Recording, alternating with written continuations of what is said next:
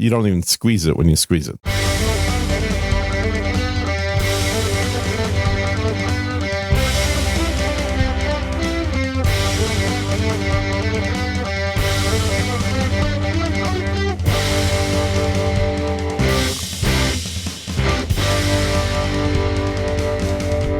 Hello and welcome to episode number 115 of Unrelenting, May 10th, 2024. Time is flying. I am Darren O'Neill. He's Gene Live. And yeah, we got the Pew-Pews on today, which means if anybody live boosts us, allegedly, Yeah. a sound will be brought right into the interface and we will hear it go pew-pew. Now, every time people give us money, there will be a sound. So I would not expect to hear this sound at all today. Well, I expect to hear it once. Just for somebody testing it out. And is there an amount that the pews kick off on, or is it like one sat? Now, anything, but here's the beauty. They just updated this software, Helipad. I think it's Eric PP. I don't know if anybody else is doing it with them. He added... I thought you said pew-pew. Pew-pew. Well, that's what it says. But there are now settings that you can put in, and there's a whole bunch of them. But you can put in any number you want and set a custom sound for it. So if there is a, Russian apologist donation, then it could play a little bit of that, Russian sound, that the song that everybody seems to like so much. Gamification, that's always good. So this is absolutely gamification. So it's just taking the same stuff that's been... Did you hear that? Been done on streamers forever. Did you hear the pew? I know that wasn't very loud. I did. I heard it. So that was Ned with 100 sats and says pew pew. Oh, I thought you were testing. No, that's huge boost. He's testing. Oh my God, that's real money. Holy shit. It's 100 old sats. But you can add any number you want. You can do all sorts of fun stuff. Yeah, I just want to make sure I don't hit any other sound in this browser. You got to dedicate a browser to it. Otherwise, things get all confusing.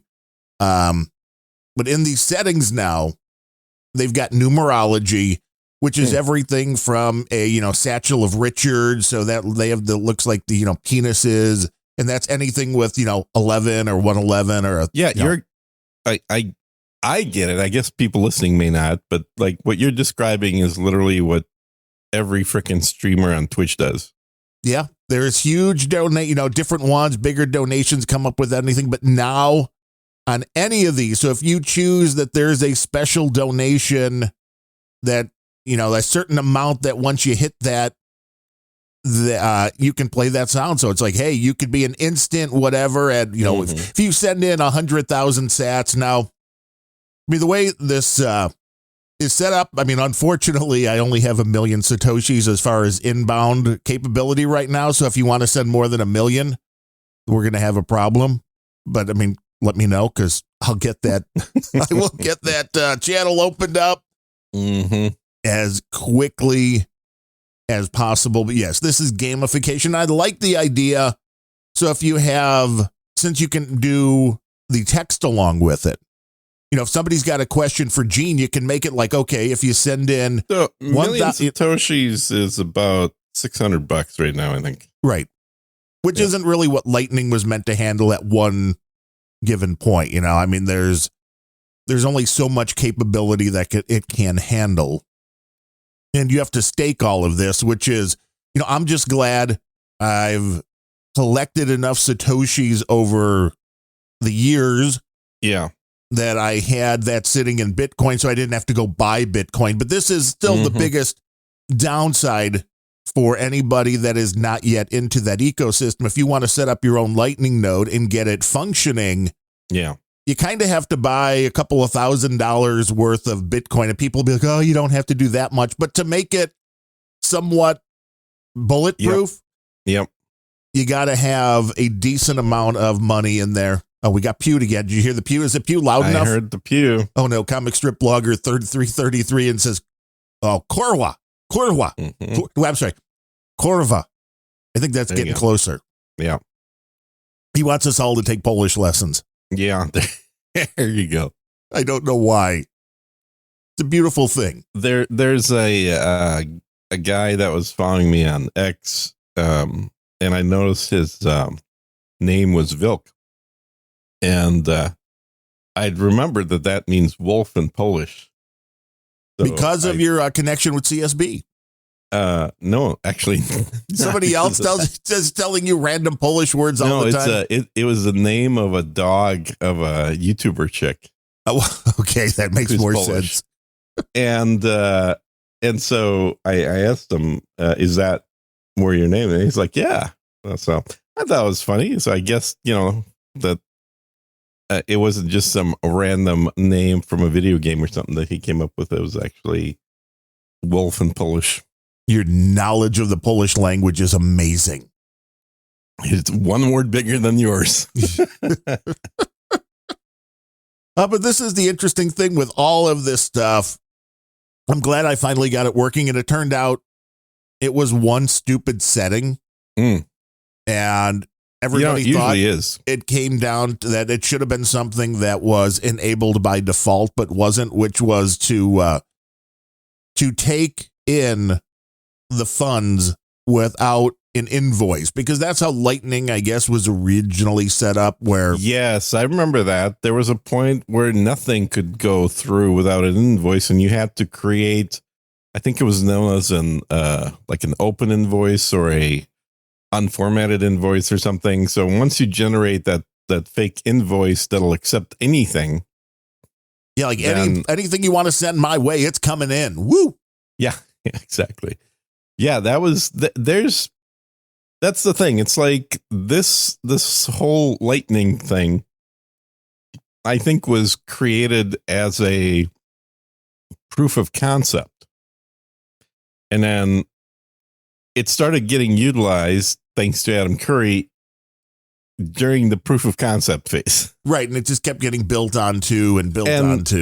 Like the bit that was clearly missing, and something that usually happens way before a product is brought into actual usage, is you, beyond just developers, people that are coding the thing to work, you have to have somebody that is a product designer, essentially not saying how it's going to work, but put it together. Well, not say, but like, go through the flow and come up with the logical working of this thing. Right. And you'll notice that on every one of these programs / apps, whatever you like to call them, depending how old you are, on the umbrella, and I'm sure everywhere else, this is not finished software. Your money do not put real money in here. Yes. Right. Your money can disappear at any given time. A good clue generally is, if you go and you find a link to some software that's going to do something that sounds like it'll solve your problem, and that link points you at GitHub, it's a good clue that what you're getting is one dude's solution to something for himself. And lately, there's a lot more of the malicious stuff being thrown up on GitHub, because people know it was pretty trusted for a long time. Now, maybe less so. I don't know if there's something that changed there, as far as if anybody is ever looking. I mean, I know it's all just open source, so if nobody else is going in to take a look at it, then you may not know. But we also had a boost from Speedy Bubble that was on the 8th of 1, 2, 3, 4, 5. So thank you on that one. I think that was the only boost we had between shows. All right. Now that might set off 1, 2, 3, 4, 5 might set off a little bit of a different tune. I mean, of course, on podcasting let's 2.0. not get too crazy here. I mean, it's gonna, you start giving people incentives to do wacky sounds, that's all the show's going to be, is wacky sounds. Now, if that is 100,000 Satoshis and above, how do you feel about that? Well, sure. I mean, that's one way to deal with it.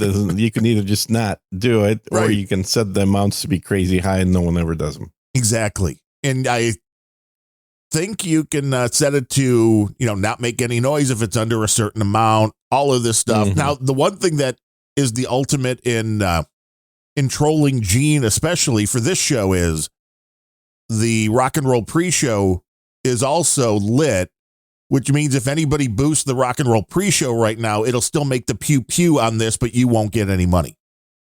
Also, you couldn't figure out how to separate them? There's no way to do it yet in Helipad. There's no way to say only do this show at this point, which there's something they're going to work on. Wait, how is that not a thing? Don't you have to connect it to, or do you use the exact same account?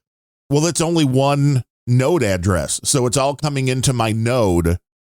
So you put all the shows on one node? Well, that's it. The node you're supposed to run a node per show, you know. That's why I was like, what the hell? How do we get different wallet addresses? And it's like, you don't. Different nodes per show. That would be a pain in the ass. But it shows you, I mean, here's the funny thing. It shows you in the Helipad, every boost, the first thing it says is unrelenting. For the rock and roll pre-show, it says rock and roll pre-show. So you can separate them out. So you can do like a filter thing later. Okay. Yeah. So they'll be getting to that point. That's something that will be, there's not many people. Well, I'm sure the rock and roll pre-show minimum amounts are probably start at 100,000 sats and go up from there. They should, but I haven't set up any of the minimums yet. Mm-hmm. This is moving forward. We certainly will. And of course, we've got the button right here so I can just mute it and you never hear it, or you just close the browser window if it becomes annoying during the show. But it is a nice way to do a completely interactive show because you hear the noise. That way, you know something came in. I know something came in. And it's like, oh, what do we got? Yeah, there's an Australian comedy group that does videos based around either video games or people playing video games. They also have one for like electronics or a tech store employees. I think people listening to this, some of you guys will know what I'm talking about. I can't remember what they're called. Otherwise, I would just say the name. But one of their skits that they had, which was pretty damn funny, it's probably from a year or two ago now. But it was a video of a streamer playing a Dungeons and Dragons type video game. And essentially what in that video, in that skit, the guy's doing is he's, casting spells on and shooting, I don't know, bows and arrows, some medieval stuff. And literally every 5 seconds in the middle of like warfare, right? He like pauses with a big grin. Hey, thanks for that 27 bits coming from John. Thank you, John. Appreciate that donation. And he keeps going. And then like 5 seconds later, another thing like that. And it's funny because it's true, because a lot of these guys you watch, there's sounds going off. There's, some kind of animations on the screen for different donation amounts. And it's just like it's somewhere halfway between watching somebody playing a video game and a slot machine. Right. Except we're in the slot machine.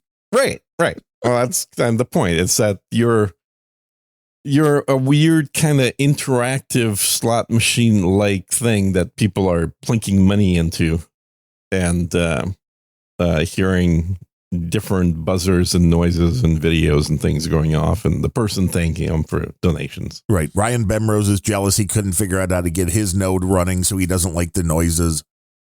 Well, nobody likes the noises. Pew, pew, pew, pew, pew, pew, pew. Like, oh my God, that many donations all just came in? Wouldn't that be great? It's just constantly. Just let it rain. Let it rain. So the show is supported, believe it or not. And that way we learn about the technology. Yeah. And I find it to be intriguing, but I like the idea of being able to set just a fairly high minimum and having them have some kind of theme. So, we could open that up, like anybody that wants to create a donation amount, it has to be over a, 50 or 100,000 sats. Set that and be like, if you're the first one to donate that amount, you can name it and give us a, little sound clip that's under 3 seconds long that'll play. Subject to us liking it. Right. Subject to us not thinking it was, horrible. Yeah. Somebody will make a donation Darren sucks. Exactly. Well, that wouldn't be the first time. This one says from CSB, Corvad number 2 from podcastindex.org. He's trying it all. Yeah. He's testing it all. He is a good tester. He's like, got to try it at everyone. But see, the 333 doesn't tell me how much liquidity I have here. CSB, can you add like 3 3s to that? And then we'll see how that works. Yeah, now you're going to get one for 33 sets. There you go. There's 33 you asked for. He's like, it's a beautiful thing. Mm-hmm. Hey, I was just glad to get it working. Yeah, congrats. I'm making progress on any of this tech shit that's got almost no documentation is always a good thing. Well, that's it. So I was, again, very happy that Eric Pew-Pew was looking at what I was posting. And he's just like, Eric Pew-Pew. Did you try this? And I'm like, no, I did not.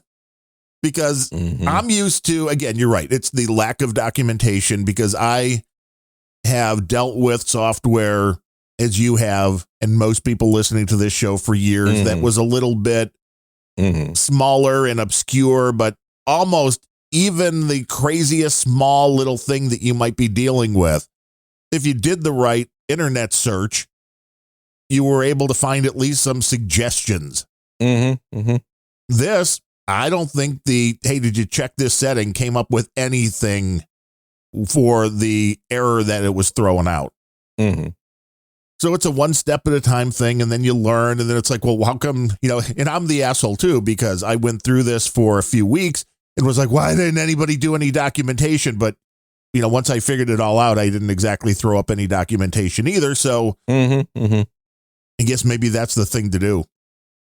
Put together a little how-to, like go buy your Raspberry Pi, download Umbrel, install this, and this, and make sure this, and this, and then it should just work. Whether it will or not, it all depends. Well, you don't have to buy a Raspberry Pi though, dude. No, anything that'll that can run the Umbrel works on the Pi just right out of the box. That works on their own hardware, and I think they were close to releasing something that would be a one-click install for like Ubuntu and some of that, because it's all Linux based. Yeah. Bemro says the Pew sounds from Helipad are one thing, but can you please mute the other channels? There you go. Yeah. That's what you call a podcaster in a troll room. Trollroom.io. Can't believe it. Doesn't like to be trolled. Anybody making that troll room software that lets you run on Linux and interact with donations? There's the Boost bot. So there are things, and that's also part of Helipad. And I have no idea what even to do with this as of yet, but there is another tab in Helipad right after numerology now that says webhooks. So you can send HTTP posts to any URL when a donation is received. So obviously you can send this information then on to a website to do something. I don't know what or why. Then you can see the streaming Satoshis that come in. If anybody is streaming live, going minute per minute, you can see that. And then you can see if you are sending anything out, what that may be. Yeah. And then you can show, different things like hide boost below a certain amount. So you're like, no, 33 ain't going to do it. So you can hide the boost below a certain thing. And this is where I'm assuming on the boost page here with the settings, this is where at some point it'll be, hey, only show for this show. And you can use it, I'm sure, for different things, shows, but you would have an identifier for, once you get one boostagram, one boost for each show, this thing should be able to tell you, well, just only show for this type. It's an interesting little bit of software. Yeah. And it's because it's live. And this is one of the big reasons why you thought YouTube was so popular, is because people got that instant satisfaction of, Twitch. You're right, or Twitch, you're sending in the. Yeah. YouTube is, they do have some live streaming, but Twitch is the one that really kind of pushed the whole live streaming thing instead of just making videos and posting them. Popping some pills and Popping pills. Yeah. Little flecainide, a little metoprolol, metropolol, right? What's whatever it is. Yeah, the big horse pills. And some CoQ10. Got to have the CoQ10. Yeah. I need to reorder that shit. Went to the doctor the other day, got the blood test results back. It's like, the cholesterol's high again. I'm like, fuck me. That's not a bad thing, dude. We don't give medical advice, by the way, but right. If you start watching video on the topic of cholesterol, you will start seeing that the medical community is split about 60-40. This concept that somehow we have to lower cholesterol to prevent calcification, right, is about a 50-year-old concept. And as we more and more, the cholesterol itself isn't what's getting you. It is the cholesterol hardening the arteries. It's exactly. It is the calcification of the cholesterol that is the problem. And controlling your calcium is not something that most people tell you. And if anything, women might get suggestions that make sure you start supplementing as you get older, because otherwise your bones are going to break. But realistically speaking, if you're taking calcium and you're not taking magnesium and phosphorus at the same time, then that calcium is not going to be absorbed and utilized quickly. And if it's just floating around in your bloodstream, if you got high calcium in there, then that does provide a much higher chance of calcification, and that's where the cholesterol comes in. So again, not medical advice, do your own research, people, but the info is out there. Yes. And as you said, things are fairly all. Another 333 from CSB. Mm-hmm. Has Gene canceled his premium subscription because Elon is giving away free blue checkmark? Question. Yes. It's Ask Gene here today on the Unrelenting Show. But now I think again, I'm like, I know I need to lose some weight. So I'm like, you know what? Going to do the opposite of the, I guess, carnivore diet, which is cut out the red meat for a while. Because that's really all I do. You can't do that. I know. I'm going to try going back to turkey and chicken for a little while. Yeah. Just to kind of mix it up. Oh, yeah. Okay. I thought you were going to cut out meat. No, that would be horrible. That'd be insane. Just the red meat. Because it's like, I don't like chicken and fish all that much. So it turns out, and I look back, it's like, okay, so you're having a burger one night, and then you're having steak the next night, then you're having some more steak. And it all just kind of adds up. It's a bad thing. Pew-Pew from Anonymous 12345. Okay, are we going to actually mention stuff, or are we just going to have the sounds interrupting us? 12345 Anonymous. Okay. It says pew. Yeah, how about let's do a segment where you group all the here's who said what. I mean, it's bad enough the sounds are making noise during the middle of a conversation. Pew. That's what people like, which is why we'll have the highest rate of people sending stuff in. Corva number 4. Thank you, Corva. I don't even know if this is CSB anymore. You can stop now. Thank you. But that was 3333. So that means, if he gets up to 33333, then we'll be in good shape. Mm-hmm. We will be in good shape. Yeah. I really probably over the course of the last several years, maybe 4 years, I've really kind of moved to where chicken is probably the most predominant source of protein that I get. Just because I've been eating a lot of really tasty, like chicken kebabs. Oh, I love kebabs. And I think the trick to chicken, and maybe by extension turkey, but for sure chicken, is marinated chicken tastes awesome. Yes. But generally, people don't want to spend the time to marinate it, which the simplest marinade is going to be to put chicken into a Ziploc bag with, whatever appropriate spices, but with something acidic. Could be wine, could be vinegar, could be tomatoes, could be pineapple, any number of acidic things. Swish it around and leave it in your fridge for 24 hours. Like, that is a very quick, simple way to do it. But marinating it really brings out a lot more of not just the flavor, but it changes the texture of the chicken to where it's not rubbery, but it's more more like steak in terms of texture. Yeah, that's what I noticed. We had the kebabs from the Arab place here. And the kebabs from the Arab place. Good. Yeah, it's awesome, man, from the shawarma place. Uh-huh. Guy's Arab. He knows how to cook, I'll tell you that. Yeah, it's good. As the, good Greek chicken kebabs are pretty good as well. Mm-hmm. But that makes a huge difference, being able to prepare beforehand, knowing what you're doing. Well, and knowing how to cook it, because if you don't cook chicken right, too, you can. Well, the air fryer does a great job, man. I know. It's quick. It's easy. Yeah, you missed your opportunity. They don't make my model anymore. They're like, there was too much heat. We were exploding. People were dying. I don't know what it is, man, but it is no longer for sale, and they're going on eBay for about $400-$500. Oh, that's crazy. That's like Taylor Swift gear. Well, Gene's like, let me sell this, man. I'm going to bootleg them. No, hell no. I'm going to keep it. This is great. Now that they don't make it, I wish I bought two. Right, you have to have one in reserve, which I do. Yeah, I've got one but reserve, not like yours. I have one like we have in reserve because you have the pull-out one. I really like this because it's all metal and it's splits in half, so you lift out the whole top pops off. Now, have you ever tried any of these keto breads? Because they have gotten a lot better.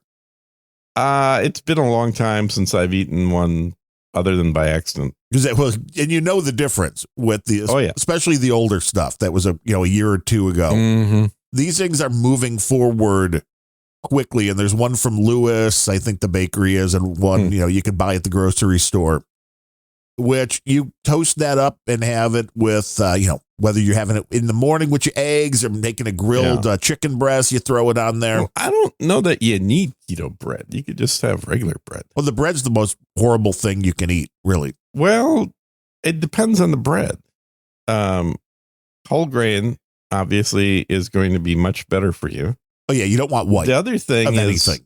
There's another set of videos you can do search on, watch, is apparently freezing bread changes the structure of it on a molecular level and reduces the amount of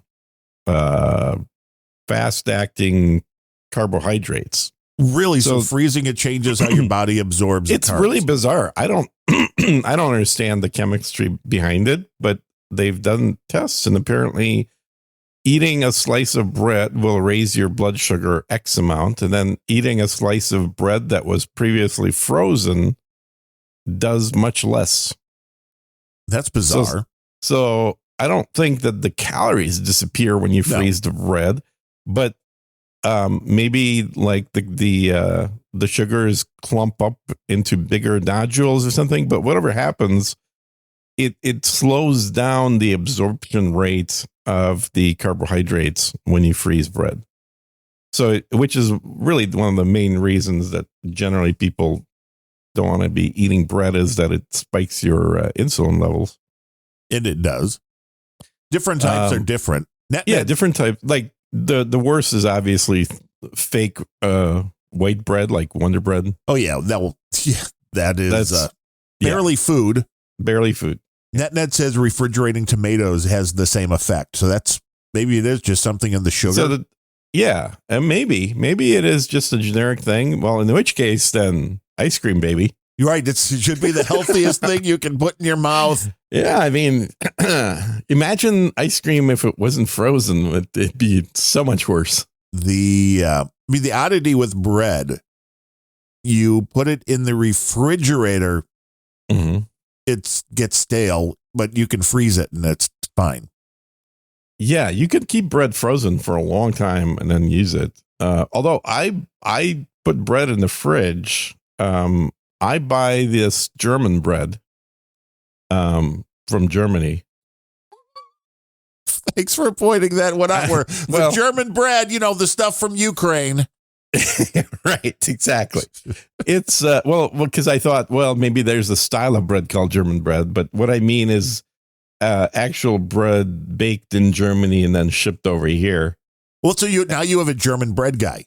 I've got a New York bagel guy, and I've got a German bread guy. Like, Klaus, I need a loaf. Exactly. On it, boss. And and it's generally rye bread because I like rye bread. Well, you make a good sandwich with that. You get some corned beef, you get some Swiss cheese, you get a little. Well, this is much thinner slices of bread.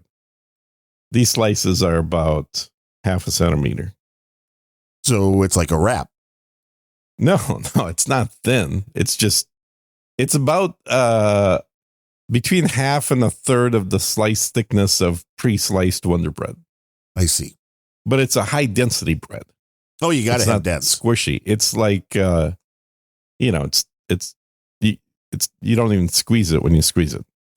But anyway, what I like to do is stick in the fridge, opened up, like the package is open, and let it start drying out. And then you get something that is got the flavor of bread, but the consistency of what would it be more like? Of dry bread. That does not sound appetizing. I'm trying to think of it. Like there's a point before something is dry to where you could hit it, it makes clanking noise. To where you can like it's not going to bend if you pick up the slice of bread. It's a good firm slice. Firm slice, I guess, would be the way to put it. Oh. Gene is looking for a firm slice. Yeah. But as long as it's not generally, over 30. this bread is sold in a lot of stores in the international foods aisle of the store. If you have one of those. Oh, of course. It's always interesting to see what's in those section, aisles, usually. Yeah. And it's always interesting to see that the ethnic food aisles it usually goes like this. If they've got like 4 aisles of ethnic food, 3.5 are Mexican. There's quite a bit of Mexican. Yeah.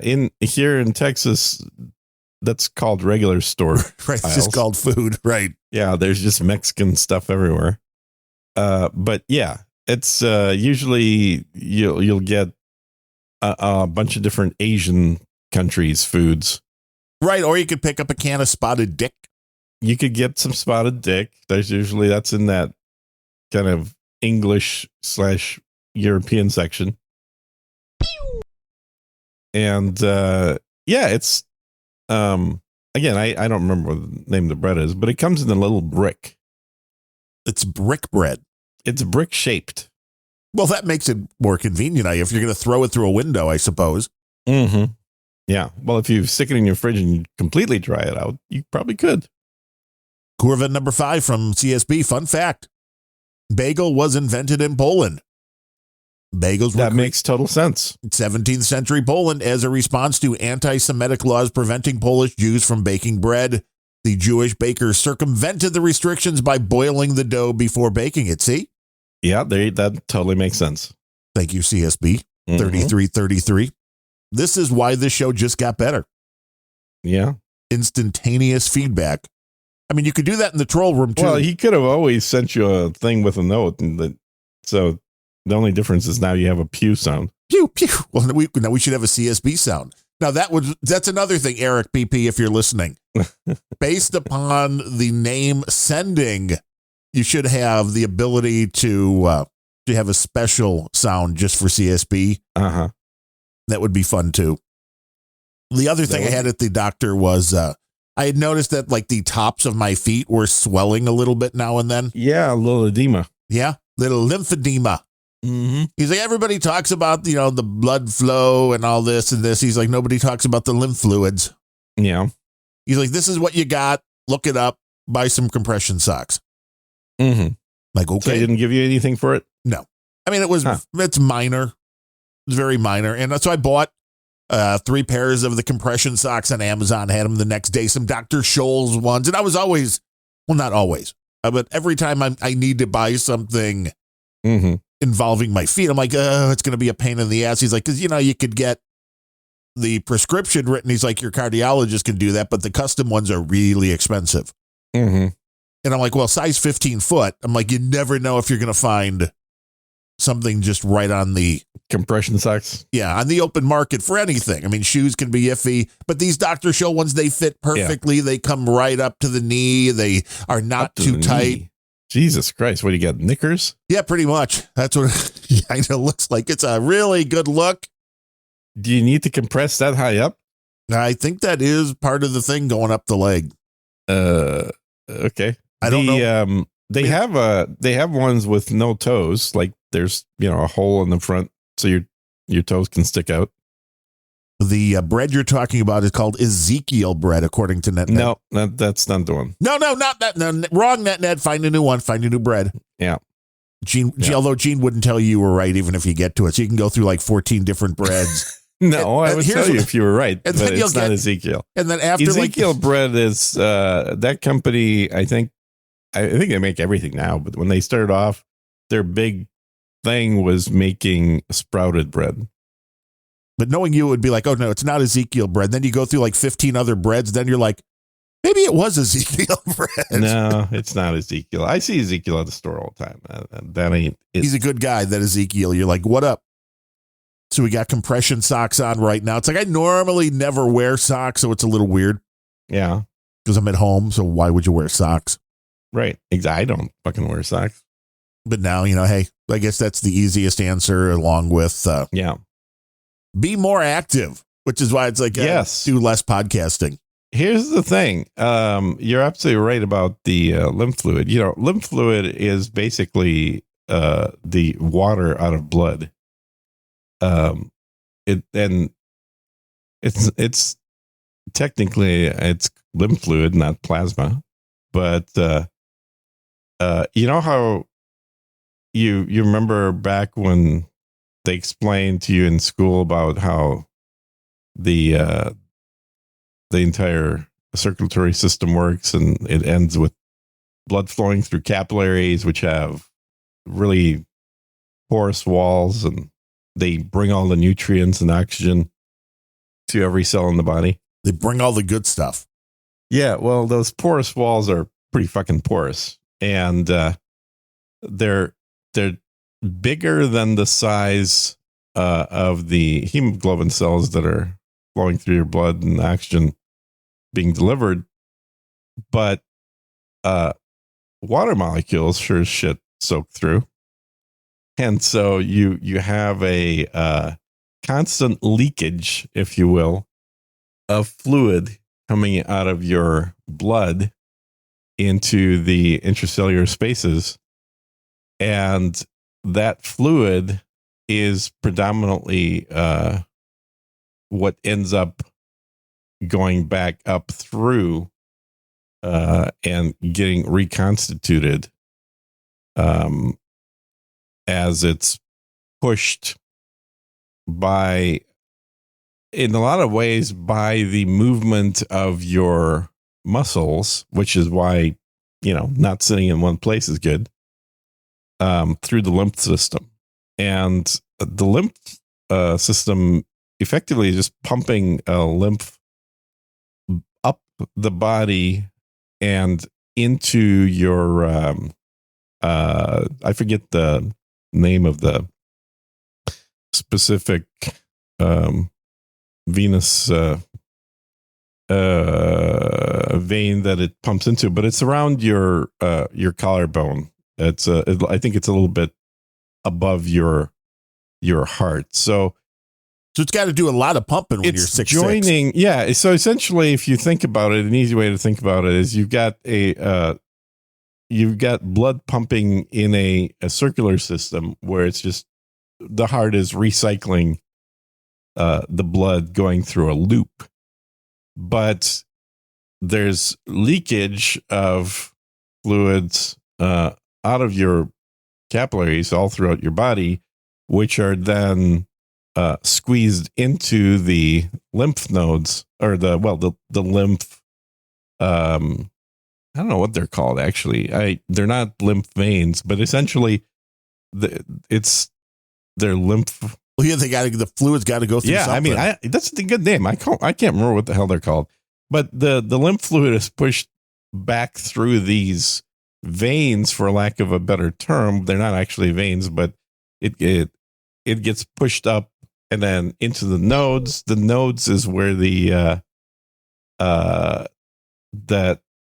majority of the testing of the lymph fluid happens. So essentially, that's where you have a lot of the cells that are part of your immune system sitting and constantly checking for any kind of foreign material being pushed back up through your lymph system.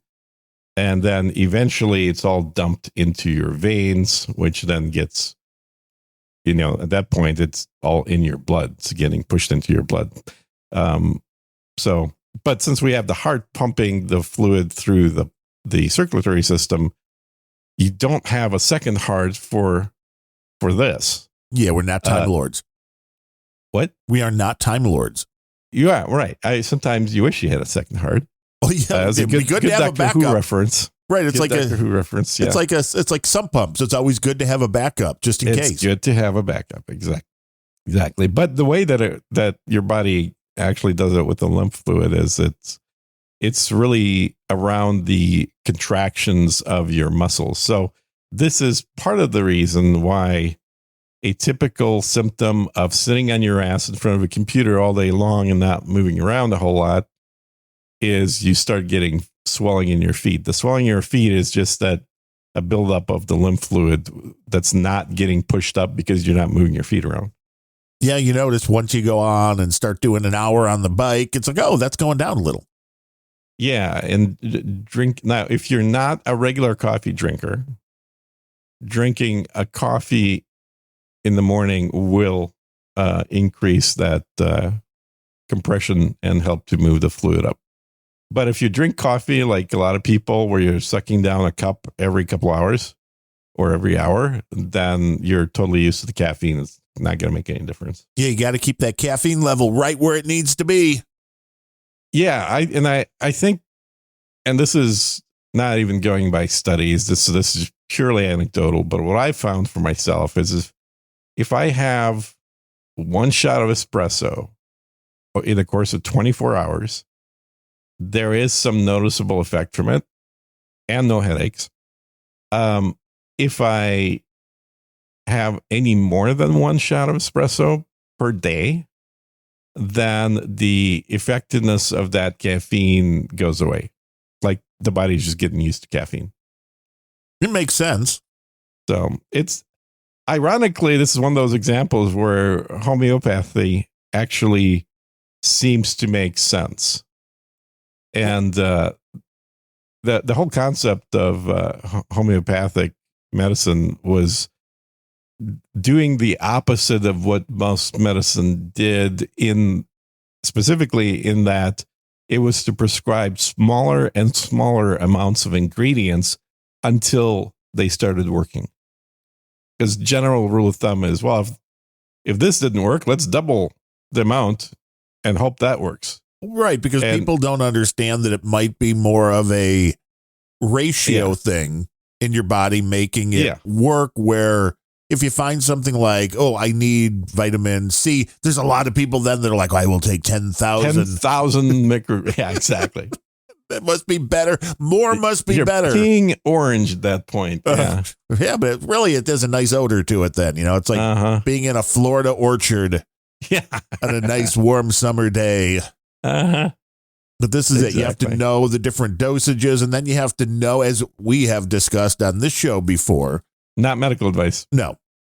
For anything I look at now on recommendations, especially if it's on the bottle of a supplement like the CoQ10, and it's like, well, if the thing says you should take, 2,000 whatever a day, I have to assume this is based upon a person that is about half my size. Mm-hmm. So I would always just kind of like double that then. Mm-hmm. Or again, you can start low and see if it works, but it's like, I'm not going to be worried about overdosing because, again, not the same size. Yeah. And, there are certainly overdose amounts of most supplements you can do. You can overdo just about anything. A big one that I know people will caution about is vitamin D. And some of us take 10,000 IU of vitamin D every day and have been doing it for many years, and it's perfectly fine. But if you look at the studies that were done on vitamin D over supplementation, you'd have to be doing like 100,000 IU for many days. Yeah, and that was one thing I was a little low on the vitamin D, and I've only been doing 1,000 per day. Oh yeah, that would be low. So now I'm going to try doubling that up and see how I don't give medical advice, as you know, but anybody who's not doing at least 5,000 IU, you got to look into it. Never give medical advice. This is not the kind of show this is. Nope. But be aware vitamin D is a big thing. Yeah. And I don't know what form this is going to take. Well, Bemrose says, I got vitamin D poisoning yesterday. Well, don't stay out in the sun and get burned. That's a different type of vitamin D especially poisoning. For somebody with skin as white as he has due to living in Seattle. There was a strange yellow fireball in the sky. See, you normally don't see that in Seattle. Mm-hmm. Yeah. Like, what is this thing in the air? We don't understand. No. That's global warming. It's coming for you. Well, I'll be out there next month. Wow. You going to see if Bemrose will buy you some sushi? Yeah, I know the answer to that question. He'll take you out on the route. He'll let you sling some packages. He'll Uber for me. Right. Well, you're like, no, that's not a good gig. Uh-huh. You do not want to be Gene's Uber driver. We've all heard how you tip. I tip just fine. Just fine indeed. Mm-hmm. Just fine. Yes, I got to get that vitamin D level up. Reminds me, I got to get my car rental thing set up. Well, see, Bemrose will just let you drive his car. Oh, yeah, I'm sure. Yeah, totally. Cotton Gin says, I'd ride along with Bemrose. Well, that could be a show, I'm telling you. Yeah, ride along with Bemrose. That is a show title right there. If you dare. Mm-hmm. The doctor, though, warned that there is indeed going to be another, I don't know what this is going to look like in the media, but he said there is another big COVID wave coming now. Oh, yeah. It's like, well, really, again? Right before elections. Might have to lock everything down. Isn't that amazing? Is it, though? No, I guess not, because this will be, or is it totally predictable? We need to scare people, or we need to, I saw some blurb of something in the news I haven't been following. Maybe you have. And it said that there's some organization in the House to impeach Biden for not sending money to Israel. I didn't see that. Okay. I was curious if you had, because it's the first I heard of it, so I wasn't sure what all is going on there, but CSB wants to know when the next Grumpy Old Ben's episode is. It'll be right when the next one is. Probably next week on Wednesday. There you go.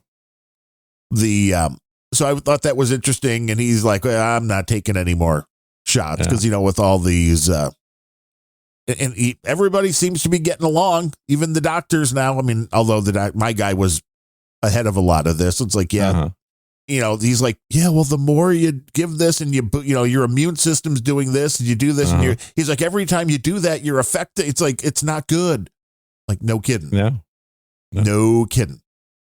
Well, and you saw the AstraZeneca had to be taken off the market finally. Because they can't get enough people to use it, I guess. No, because now there is a conclusive link that their product causes blood clots. Nice. Now, that was which one? The AstraZeneca. Was that so there was that, the Moderna, the Pfizer, and then the J&J, and maybe there were more than that. Yeah, I think J&J's was taken off the market first. Well, it was the first one to disappear, but I talked about that with my doctor too, because I'm like, I've gotten, again, tested positive twice, and I'm like, neither one was that big of a deal. And he's like, when it all comes down to it, he said the mRNA, when it came to the vaccine, was way too targeted. So as things started going further down the line and you had mutations that wasn't able to keep up, or he said for what, just the way the old-fashioned vaccine type that the Johnson & Johnson was. He's like, it was actually a wider spectrum. Mm-hmm. So it seems like people that got that did better than ones that... Yeah, you know who did the best? The ones that got nothing. Probably. Although some people that got nothing also died. So, I mean, there's toss-ups. Well, yeah, of old age. Some more than others. Yeah. Ben Rose says... Because, my mom's one of those stats. She died during COVID. Well, from other things. From a stroke. Right. But her death certificate says COVID. Bemrose says no grumpy old Bens until helipad breaks and can't be used on a show. Well, I guess that means grumpy old Ben's is going to go along that pathway. I mean, it's over 250 episodes. I mean, really, it's long enough. I think we've gone long. If you've gone 250 episodes, hold on. and 250 episodes, 50 of which were with me. No, so yours were extra beyond that. Oh, so they're like 300 then. Yeah, close between that and the ones Larry did, and so it's like if you hit 250 shows and you're not profitable for that, you're not making more than like $5 an hour. Oh my God, nobody does a fucking podcast for money. Don't Get they? off that whole bandwagon. You've never heard of Adam Curry and John? You don't think they do the podcast for money? That's their full-time gig, man. You don't think Joe Rogan does his podcast for money? They both be retired otherwise. Well, because they're so rich. Yeah. There's a difference in having too much money coming in and none at all. That's true.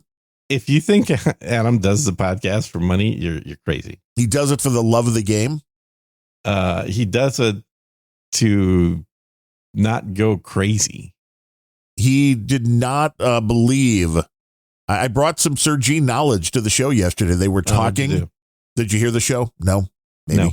They were talking about the AI guy, the teacher that put the AI together of the principal saying the racist stuff. Right. And they were wondering how they tracked him. And I'm like, well, Gene said they also tracked his phone number to one of the AI things. And they both kind of like made fun of you, like, wow, why are they tracking AI to the phone? I'm like, well, some of these sites do require a phone number. Yeah. Like OpenAI, for one. I couldn't get an OpenAI account. Right, because you don't have a phone number. Well, I did. And then, it wouldn't take Google Voice, of course, which I understand. Nobody does, yeah. But then at first, when I gave it the Xfinity line, it wouldn't take it. After like 6 months when I tried again, it did. But there probably is some list that some company keeps for like real numbers. Right. And then everybody subscribes to them to check whether that you're on Google Voice or not. Right. Well, and I'm assuming you can tell who the provider is, and they change because every number that I have, to be fair to OpenAI, the numbers that I have on the cell phones, at least the most recent ones that was probably the first one I tried, came from Google Voice, because when you got the free phones at Xfinity, it was always you have to transfer a line. And the easiest way to transfer a line was go get a free number on Google and then port it out. Because as long as you were porting a number from somewhere. So I understand those lists will take a little time.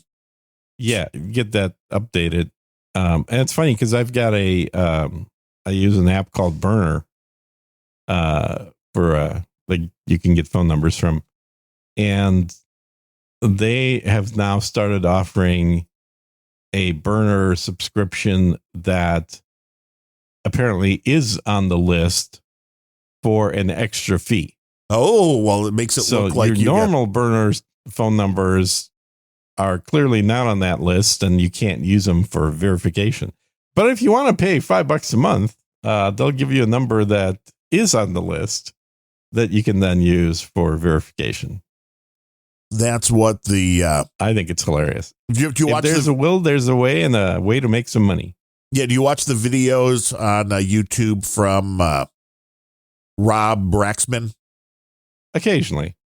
He's had some interesting stuff, and now he sells a whole lot of different things. One, he has the hardware, but now he has he's got security shit. Right, and he does have the phone thing. So if you want a number that's not attached to anything else, they do VPN. And he was talking about getting off the grid, and he's like, if you really want, you have to understand, you have to do this. You have to prepare. You can't just one day decide I'm going off the grid because of all of these facial recognition cameras. The last one was scary as hell because he was talking about the technology that they were going to use into the Apple phones. We covered it, I believe, on Grumpy Old Ben's, maybe here, where they were going to do the search on anything on your phone if it matched child porn or something like that. If there was a known hash. Yeah.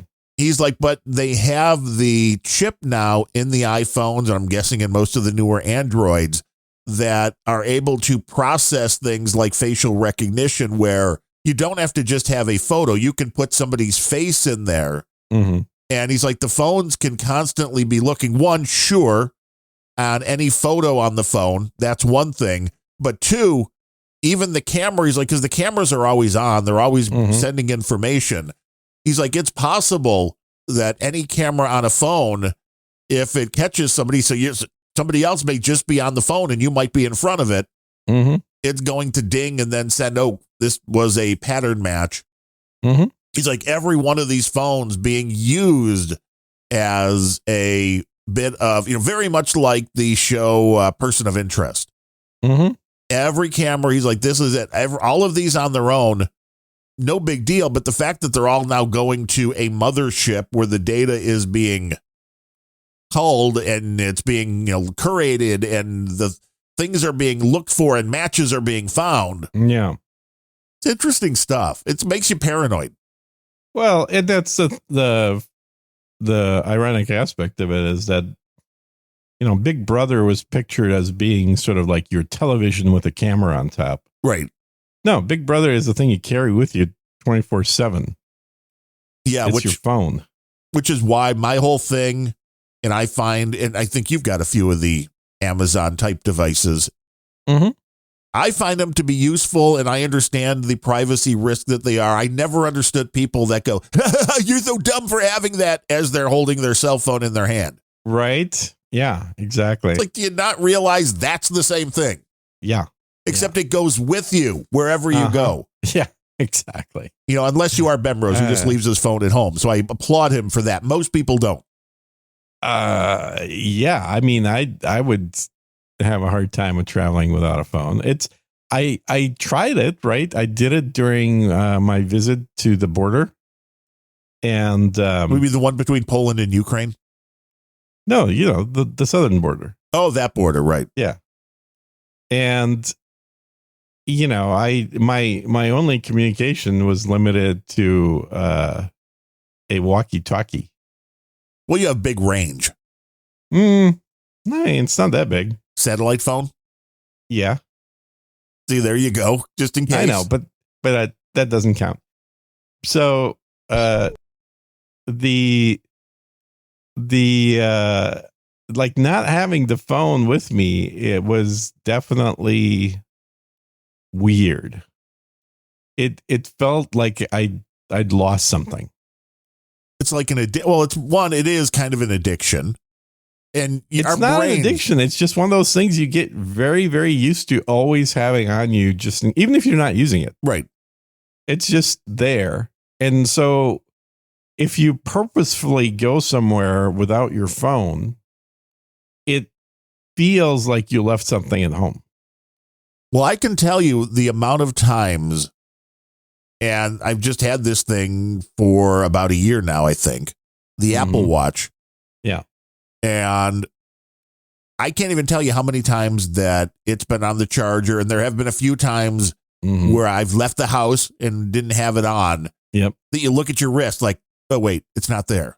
Yeah. I don't know what time it is. I don't know the temperature. Oh, my I don't know God. what my heart's doing right now, this very second. Oh, no. Exactly. I don't have this data now. But you get so used to this, and it doesn't take a super long time to get used to. Yep. Having this information right at your fingertips.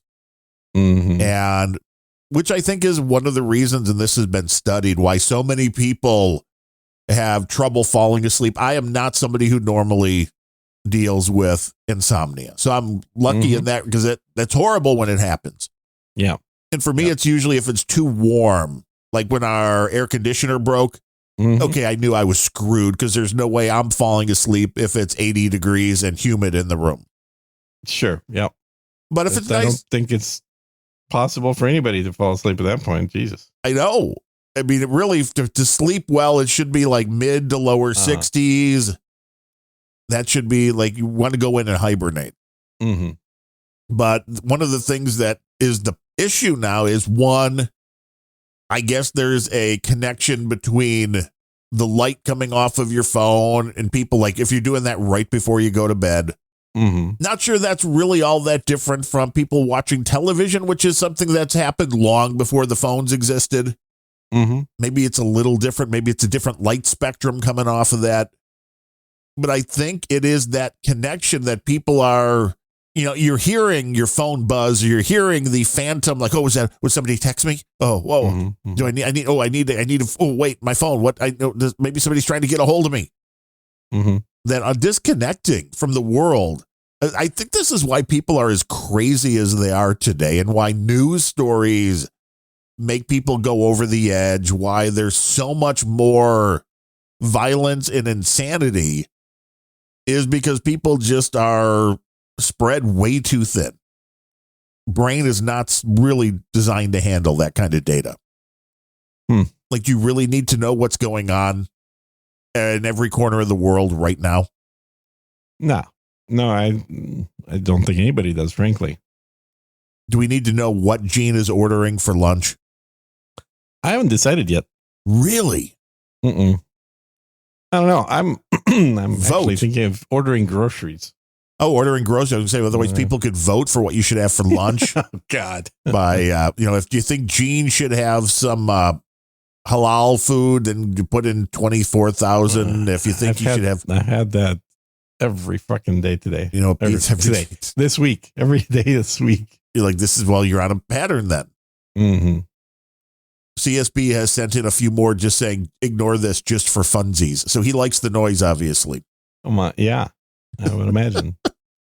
And you sitting there, I don't think we're going to hear the noise at all, the whole show. Yeah, right. If you didn't say it was live, you never would have. Nobody, we would be 0 Satoshis into the show if we didn't say we was live right here on the Mighty No Agenda stream on X.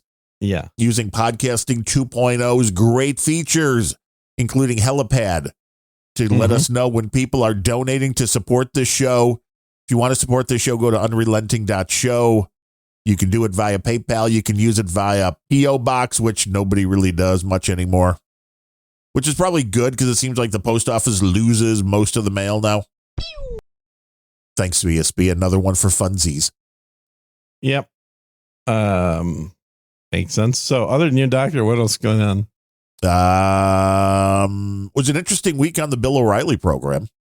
Okay. Yeah. You haven't talked about O'Reilly for a long time. He had on this week, I mean, his guests were top notch. He had both Tulsi Gabbard and Vivek Ramaswamy on this week, bringing the big boys, and girls. Except he messed up Vivek's name. Even my mom, who is mid-80s, she, from the last time Vivek was on his show, which was maybe 3 months ago or so, she's like, Vivek rhymes with cake, and he was calling him Vivek again. Was he? Yeah. I'm like, how do you forget Vivek rhymes with cake? I mean, once you hear that, I think that's maybe he just has to repeat it to himself a few times. Well, I don't know. Maybe he calls cake. Kek? Maybe. Kek. Exactly. K-E-K. And they were going, it was a good debate with both of them. Tulsi would be a great either vice president or president, I think. And I think when it comes to matching with Trump, she seemed all for that. And I think that could confuse a lot of people, being that she was a in-office Democrat politician just a few years ago. And although she has a book out now, which is, hey, if you want to do what's good for America, leave the Democrat Party. So we welcome her into the side of sanity. Yeah, I don't know what that means, though, leave the Democrat Party, because most people are not involved with either party. No, they show up once every 4 years if you're lucky. I think it'd be more accurate to say don't vote for somebody that's a Democrat than leave the Democrat Party, because that's like Well, and understand what both parties are pushing right now. Yeah. And understand that for whatever reason, what it meant to be a Democrat when you and I were in grade school, high school, is a lot different than what it means to be a Democrat today. Mm-hmm. Mm-hmm. I don't think being a Republican has changed all that much. It's still the conservative side. It is still what I think is way more fiscally responsible. They go, hey, you know what? If we need to provide $18 billion for a social program, or we need to send $60 billion overseas to somebody, Mm-hmm. one, there better be a damn good reason. And two, there better be a way to pay for it that is not bleeding the taxpayers dry. Mm-hmm. This concept with the Democrats lately, especially since Joey Land, and it's not new, but they're doubling down on the pay your fair share, pay your fair share. It's like, fuck you. You don't know what does fair share mean? Most of these people that they're saying pay your fair share are already paying 30 to 50% of their income to the government. I don't know what more is fair share. Mm-hmm.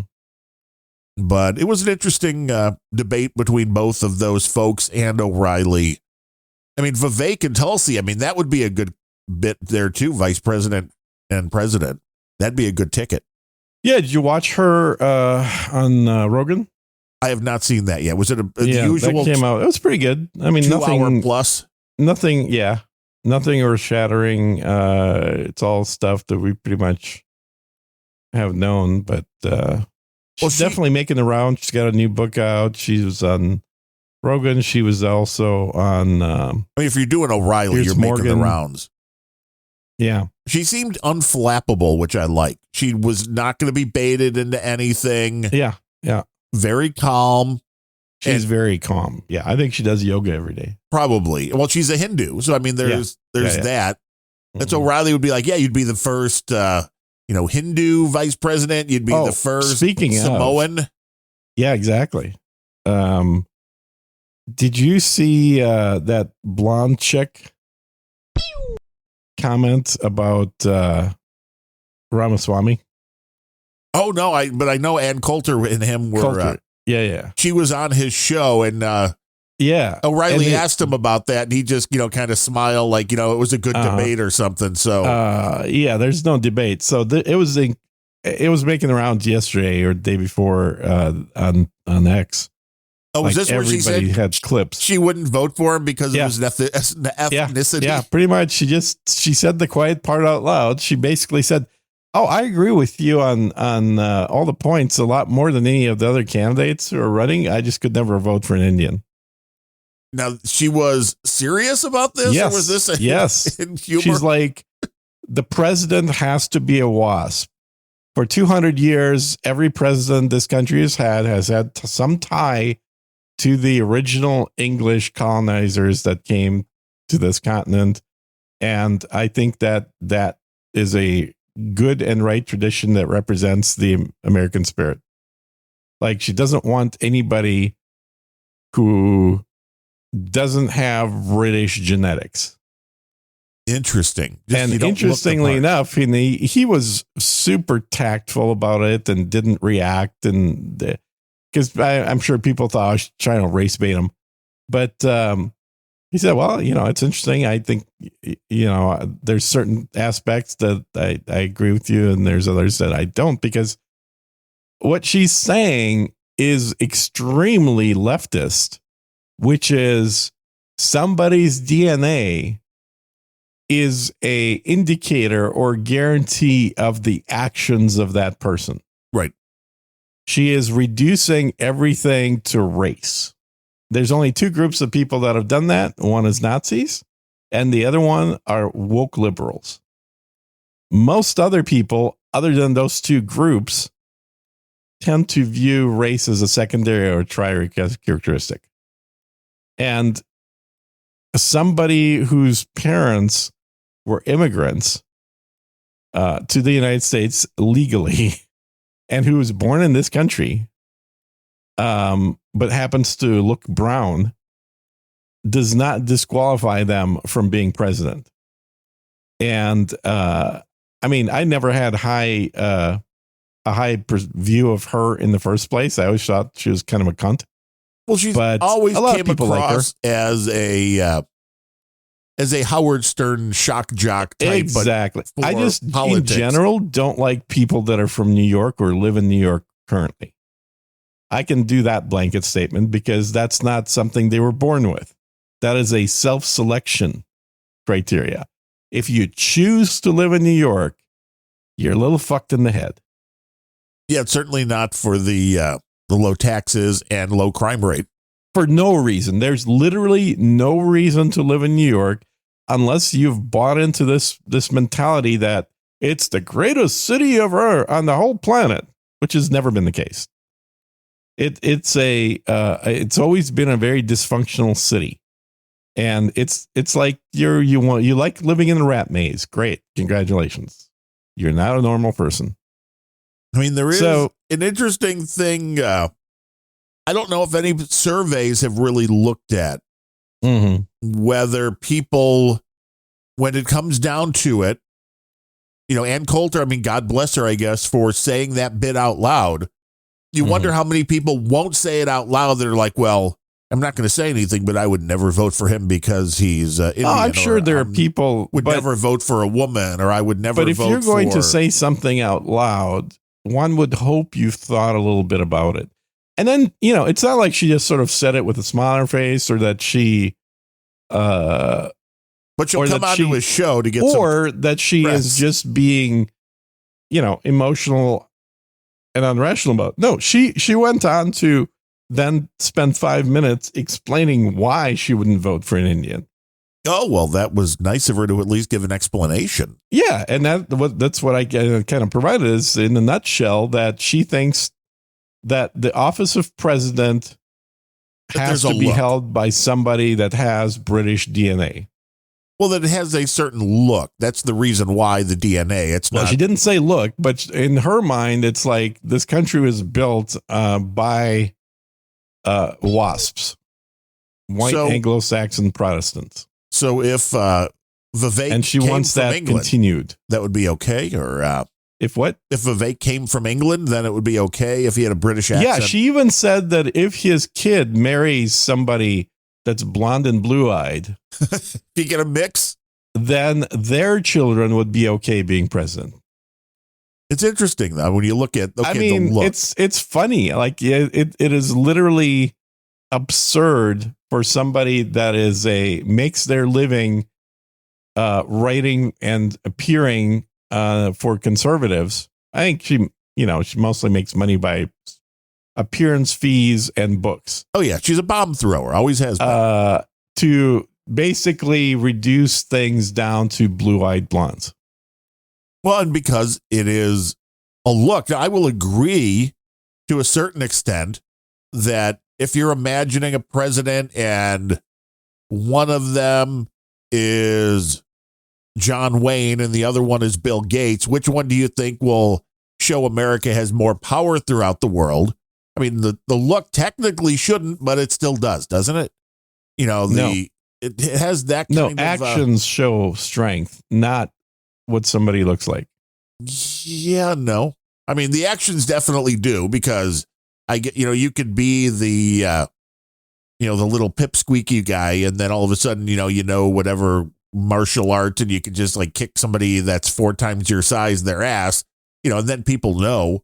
But you have to prove yourself at that point where, it's interesting being a guy that is, 6'6", you don't really get challenged much. And it's like, nobody really knows. I could be a good fighter, could be a great fighter, could be. Yeah, here's some news. Nobody gets challenged much.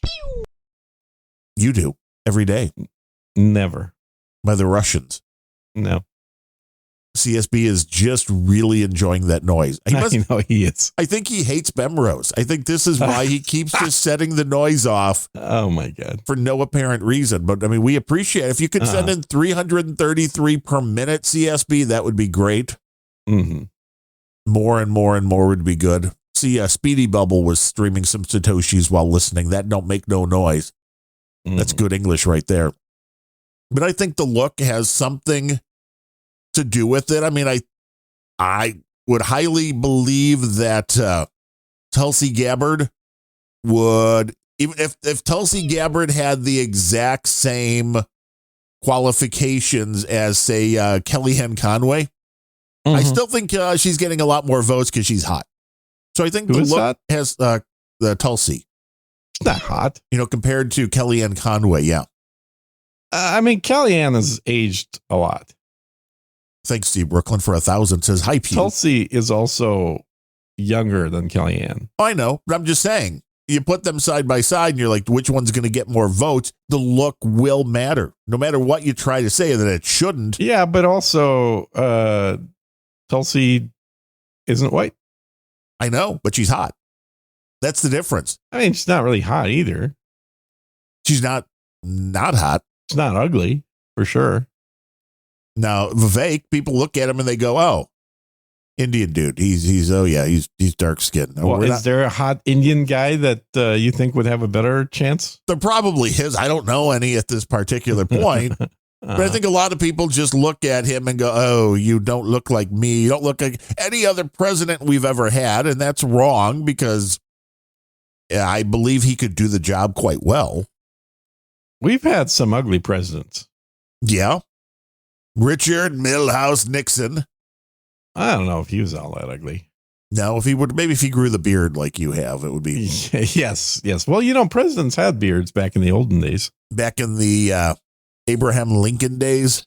In the pre-Lincoln days. Pre-Lincoln. Actually, post-Lincoln days, too. There's, I think, when did they stop having beards? Probably in the turn of the 20th century. Yeah, I guess that's a good question. When was the last president that had a full-on beard for a majority of their term? Been a while. Yeah. Now you got me curious. I want to look at the all of the presidents of the United States. You're like, why? Because that used to be like you're tough. You're the general-looking kind of guy. So they had mustaches during Teddy Roosevelt's time, and it looks like I can't zoom. We need a president with a beard, Gene. You must run. I can't. No, you're not an American citizen? Well, you need more than to be an American citizen to run. Oh, okay. You need to have money. Well, so if we keep getting these pew-pews, man, you are going to be set. Harrison was the last president with a full beard. Really, Harrison? Yeah. And when his term was what, 18 some odd? 18 Pew. 18 Pew was the correct term. He was 3 presidents prior to Teddy Roosevelt. Interesting. Why did the beard go away? But then you go back to like James Garfield, before him, Rutherford B. Hayes, before him, Grant. Right, Ulysses. Those guys all had beards. A good beard. Lincoln had a beard. Yeah. Then you got a whole slew of people that just had big sideburns for a while. Well, you see Lincoln both ways. Was Lincoln bearded when he was elected? Lincoln had trouble growing a beard, but yes, he had a beard. But you see, were times he shaved his mustache. That's the thing that kind of skews you, I think. There were times he was completely clean shaven, but that might have been before he was president. No, he's never clean shaven. He was born with a beard. He was born like you. It was 4 feet long. Very inconvenient. 4 feet long, yes. Very inconvenient. Someday my beard will be bigger than I am.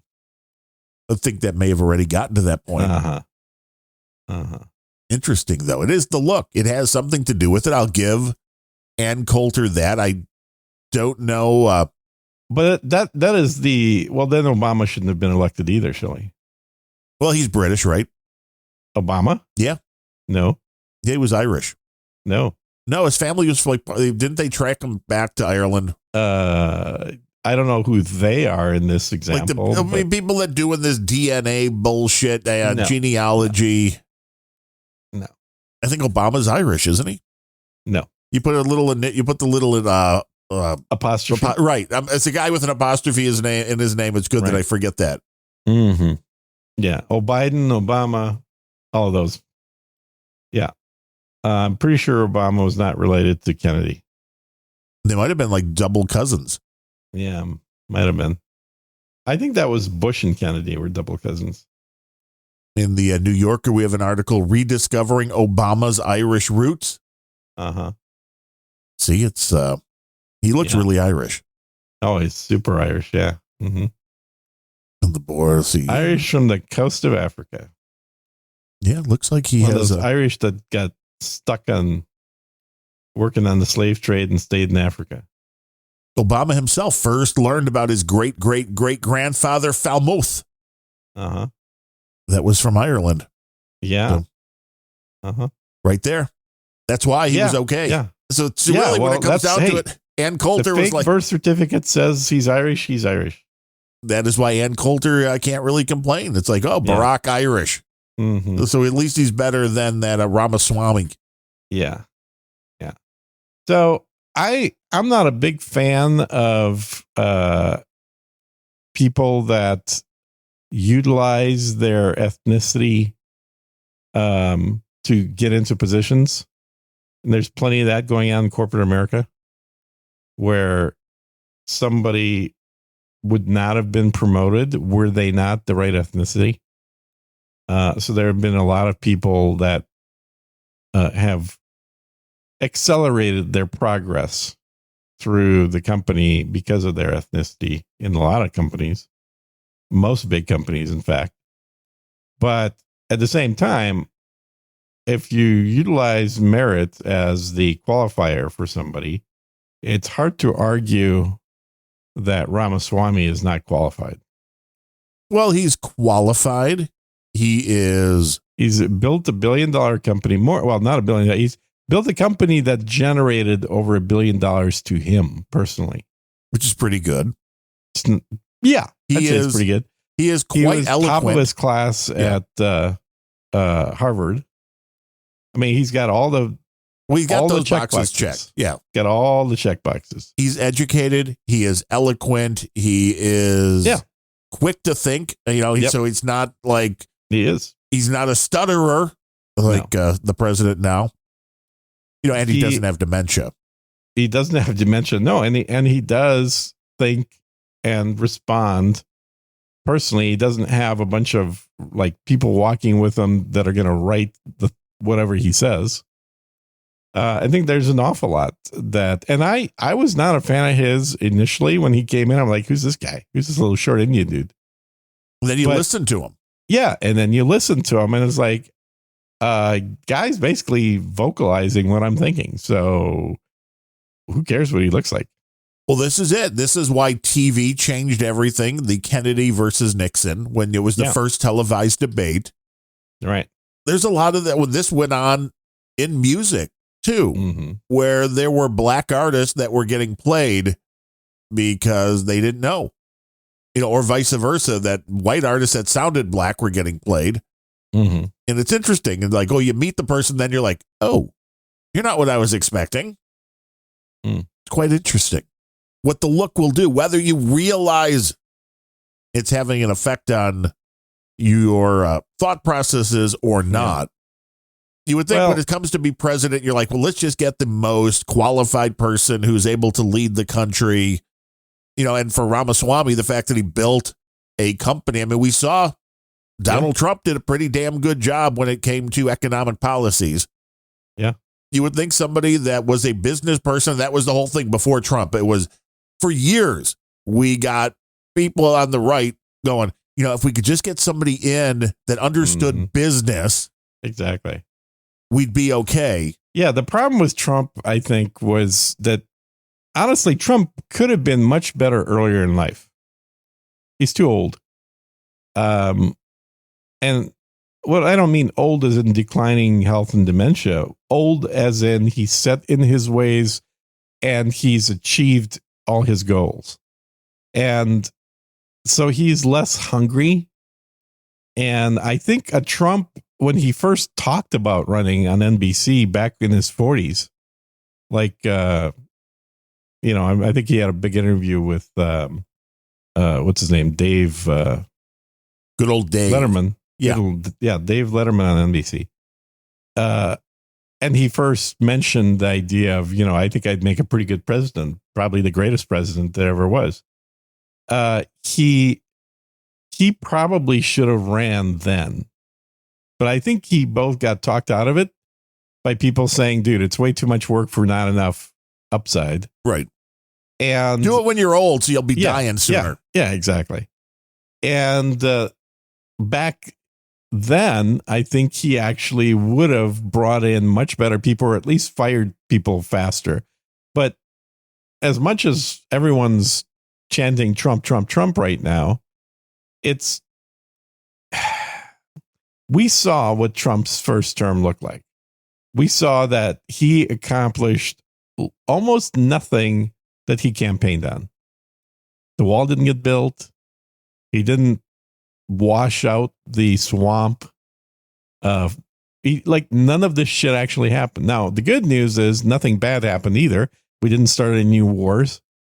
The economy was good, and he did control the border. I mean, that was maybe not through the wall, but with dealings with Obrador. Yeah. But he was you keep him in your country. He was mostly tied up with all the bullshit in Congress with impeachments almost from day one. Right. The Hillary fake dossier.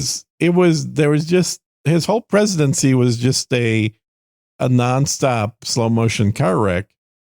And the news was having a grand old time. You know, they had stories every day to go on. But they were making money. The part that I really don't like about Trump is the people that he brought in. And he brought in more swamp than freaking Obama. Like, the people he brought in were from the conservative side of the swamp, but they were absolutely lifelong politicians or appointees. You know, these were people that got us into the trouble that we were in, and no way in hell were they going to be the ones. Guys like John Bolton. Like, mustache. Why would you ever bring in a guy like John Bolton into your administration? John Sununu. I mean, there's a whole slew of guys that Trump brought in that were, I don't think they were necessarily working behind the scenes to make him less effective. It's just that the things that they want to accomplish were the opposite of what Trump ran on. Yes. And I get when you're a candidate like Trump was, who came from outside of the political establishment. Yeah. You're like, well, who do I bring in? Because, there's one thing going into the political establishment as president, as a numero uno, as the number one guy. It's a lot harder to get your friends who might know what they're doing to come in for a much lesser gig. That's an appointed gig. They don't want to do it.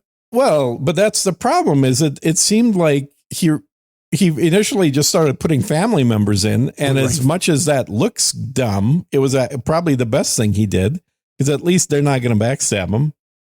True, you would hope. Yeah, you would hope. But he ran out of family members. And so he started listening to bad advice that said, oh, well, you really need to start bringing people that have experience doing this stuff. And, we're all on the same team, and, they've been lifelong conservatives. And it's like, no, they're fucking rhinos at best, and really basically Democrats at worst. And there's a there's a saying that I'm going to butcher, something to the effect of history has a habit of repeating itself. And certainly if you don't learn from it. And in as much as I like the idea of a bull in the china shop with a Trump who has experience in business but no experience in politics coming in to shake things up, I also don't think that's the case right now. Meaning, Trump is not as much of a bull in the china shop anymore. He's spent the last 8 years in politics, not in business. And he's got a lot of baggage with him that he's bringing in should he get elected, which I'm still not sure he's going to get elected. But certainly everybody else that I talk to seems to think he's a guaranteed shoe-in, and everybody that they know is voting for Trump. And most people I know are certainly voting for Trump. Well, I mean, when the other choice is Biden, it's right. But again, it's not like Biden was elected by a a clean election, let's just say. No. It's not like there was actually more people turning out to vote for Biden than were turning out to vote for Obama. There's no way in hell. I don't buy that. Or voting There were people that against voted Trump. for Obama that have never voted since. Right, because it was, I want to be a part of history. Exactly. And there's no way in hell that Biden got all of those people and then even more. Well, this next election, this is why it's very, very important to be watching, I think, the House of Representatives right now, because unless I'm mistaken, what happens now, this is where everybody laughs and thinks that a third party candidate like RFK is meaningless. Mm-hmm. But what happens, say, if RFK, and I'm not predicting this, but let's say RFK wins California. Well, then nobody has the amount of electoral votes to be president, and then it gets handed to the House of Representatives to decide who is the president, correct? Well, this happened when Ross Perot ran, because Bill Clinton did not get the majority of the vote, but he won the election. But did he have enough electoral votes to be president? I don't remember. He probably did. Because I don't recall that being a big deal. Yeah, it didn't go to the House. But if you don't get the right amount of electoral votes, and it would make, the only way this would happen is if a third party candidate won a state, and it would have to be a fairly large state. But if it won one of the big states, if RFK were to win a California or a New York or an Illinois, things would get very weird very quick, because then it goes to the House of Representatives, which you would think at this point is still leaning Republican, but this could change before. So Clinton got 370 electoral votes. He carried 32 states. Bush got 18 states and 168 votes. And Ross Perot got 0 states and 0 electoral votes. See, so that's it. If you don't get the electoral votes. He got 19% of the popular vote. But he didn't win any states. That's the difference. Now, because we don't go by a national number, although that some of these idiot states want to. Yeah, yeah. I wonder, I don't remember, but I wonder if, because I actually voted in that election, if there were any states where Ross Perot had a majority of the vote or not. Because the state's electoral vote does not have to coincide with its popular vote. No, well, some states it does, and some it goes to another, but you need that 270 electoral votes. So if you can come in, and we've seen very close elections over the last couple of cycles. RFK comes in and just takes a handful of those electoral votes.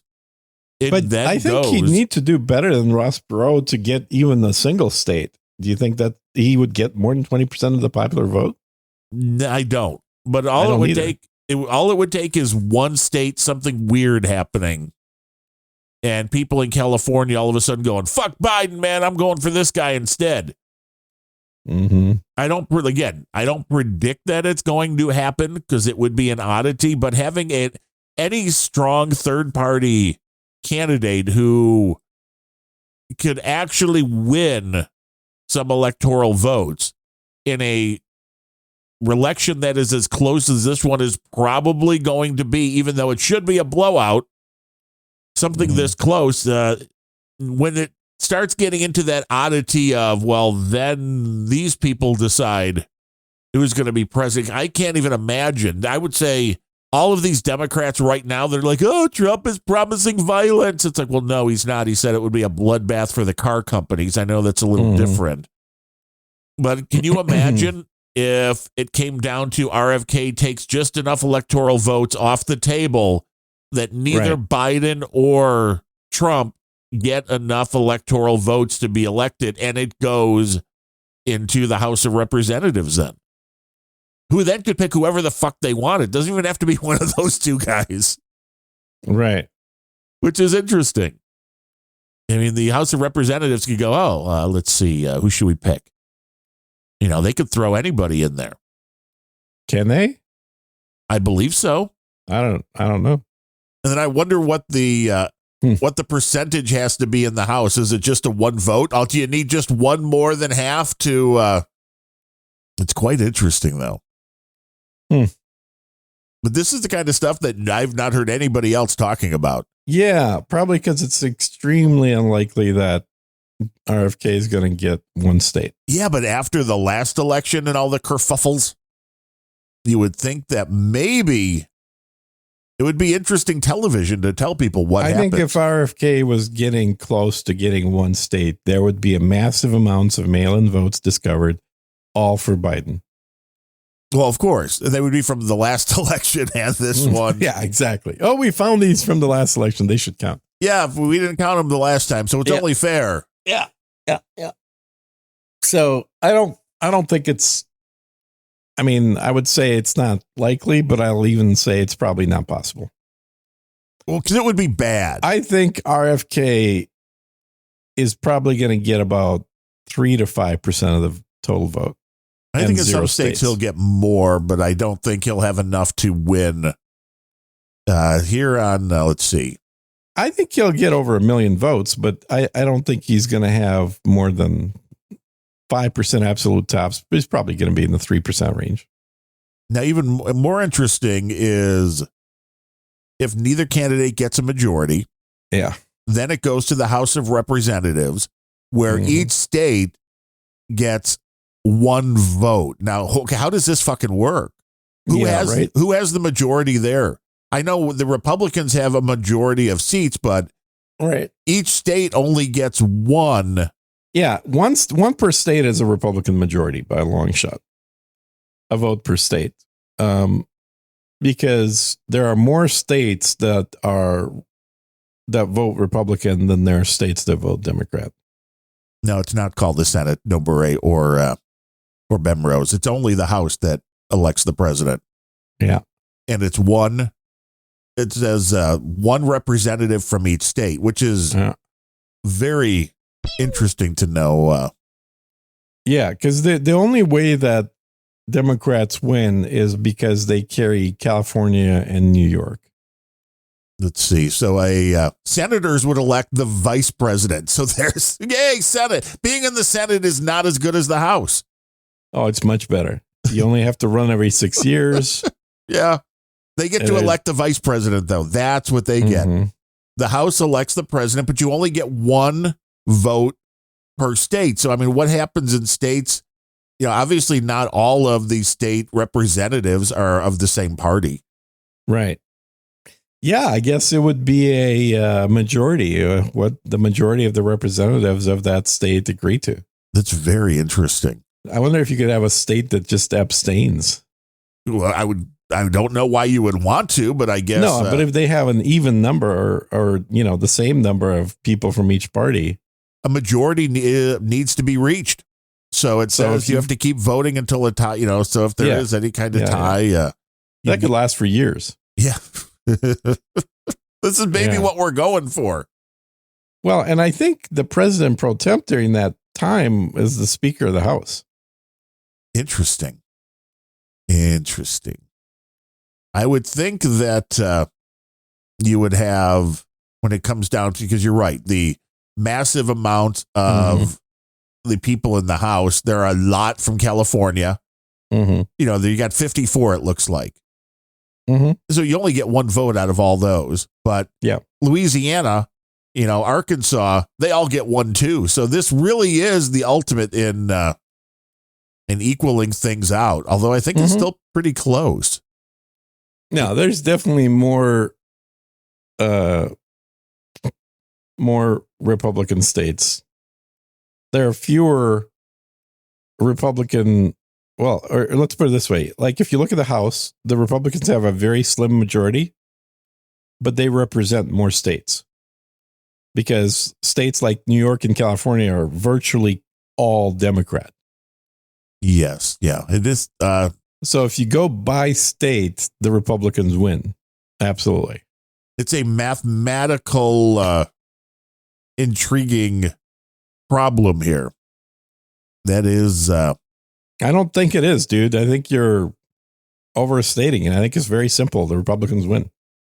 I don't think you understand how many blue states there are up in the Northeast. I think it would be a lot closer than you think. No, I don't think it is. I mean, we can run through the numbers. We got time, but it's if you take out New York and California, and the number, well, I can tell you how many representatives those two states. That's easy enough to find out. California and New York congressional seats. Let's see how. I mean, it looks like there's 21 or 22 blue states. So, I mean, it's there's a couple that are in the middle. So I think the Republicans probably take it when you go down. California to one vote. has 52 seats. You're going to take one vote from 52 people in the House. Right. One. And then, like I said, it's the same thing for, South Dakota, which normally gets 3. It's like, haha.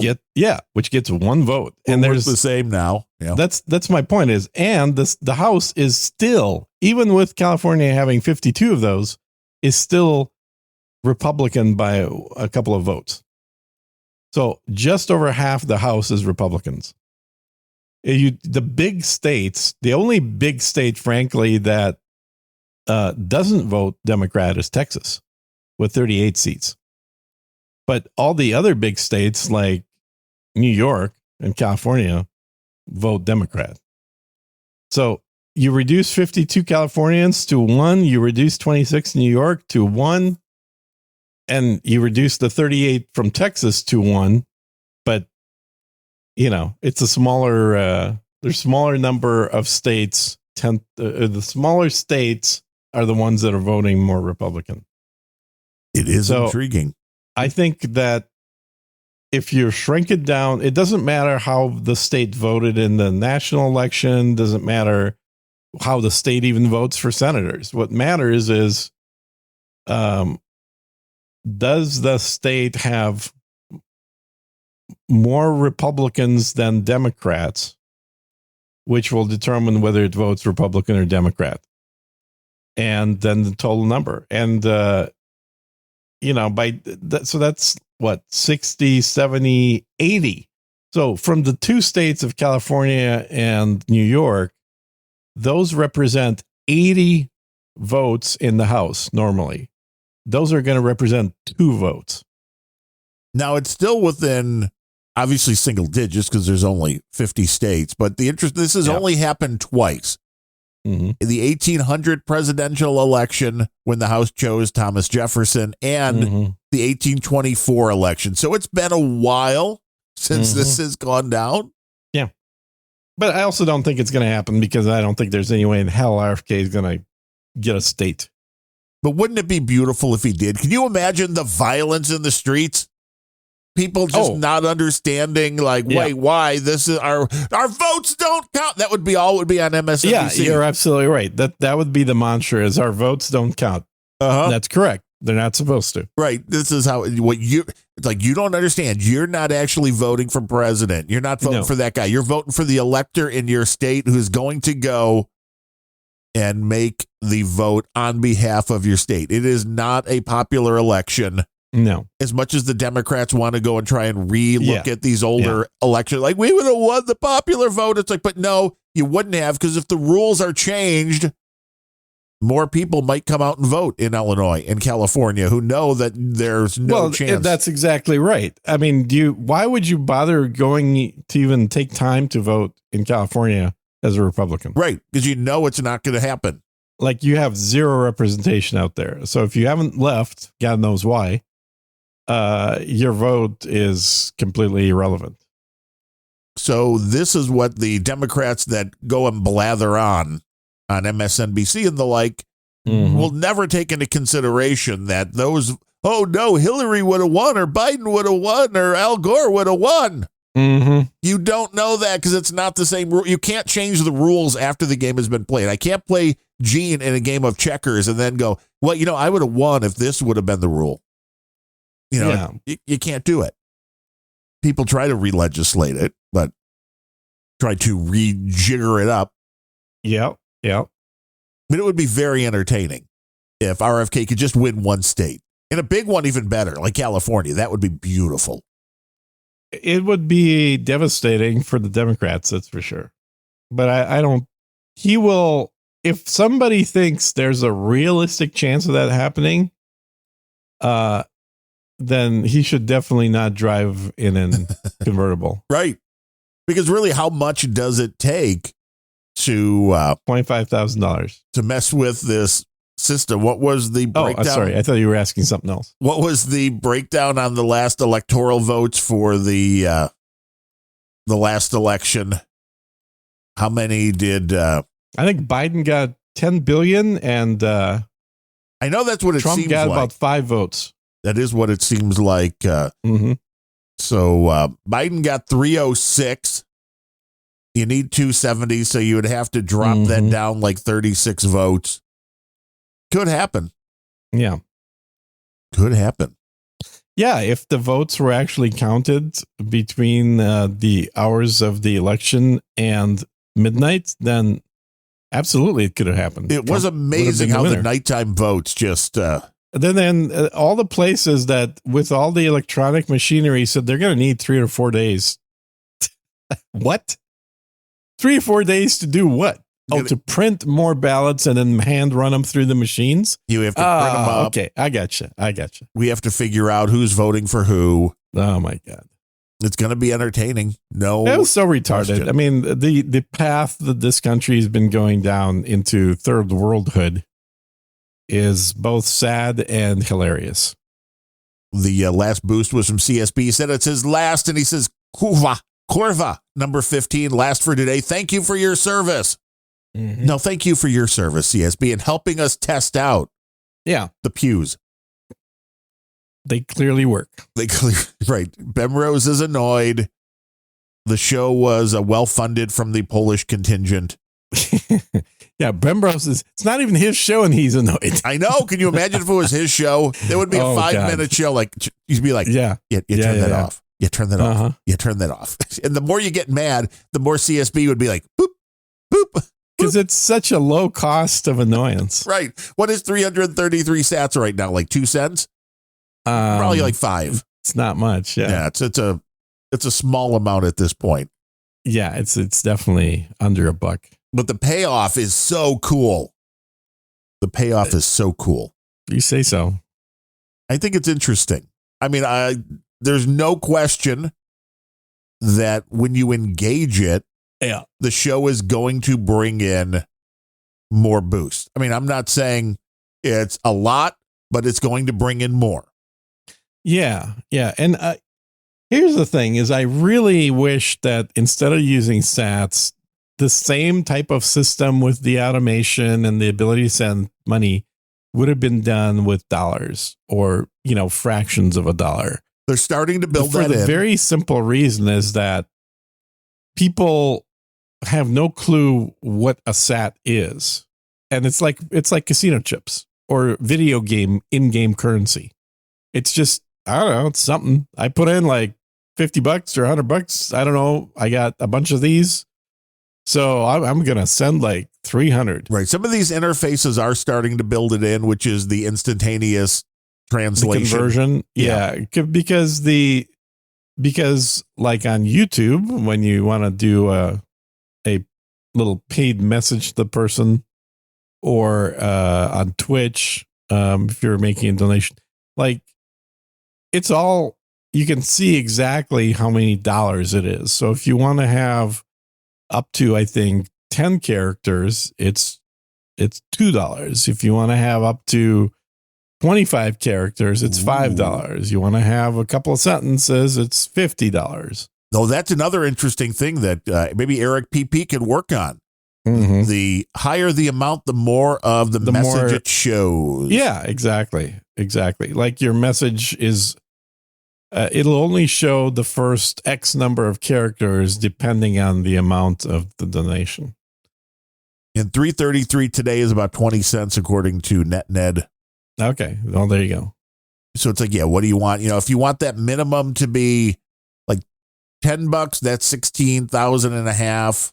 Yeah, I mean, it really should be, honestly, but it's like no one's going to send 16,000 sats because, again, people don't naturally think of sats as being that worthless. And so they go up, they go down. When somebody sends 1,000, they think they're sending something significant.